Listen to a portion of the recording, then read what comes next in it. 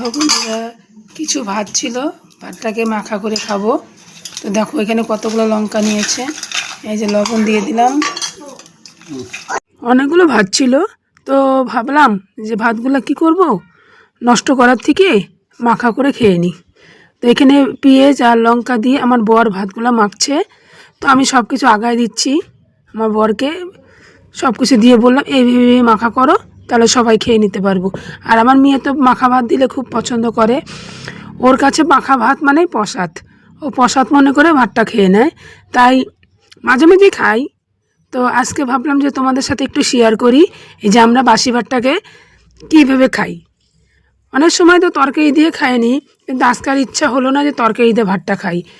তা আজকে আমার বরকে বললাম যে তুমি তাহলে ভাতটা মাখা করো, আমি একটু ভিডিও করি, এই যে বন্ধুদের সাথে একটু শেয়ার করি, এই যে আমরা বাসি ভাত থাকলে কীভাবে খাই আর কীভাবে না খাই সেটা।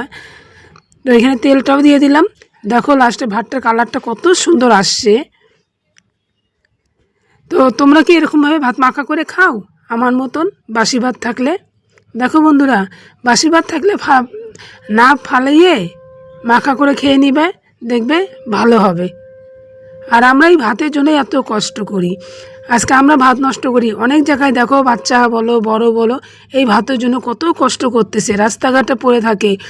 এই এক মুঠ ভাতের জন্য মানুষের দুয়ারে দুয়ারে ভিক্ষা করে খাই। আর লাস্টের দিকে ছিল ডিম মামলেট, পটল ভাজি, কুয়াশ ভাজি।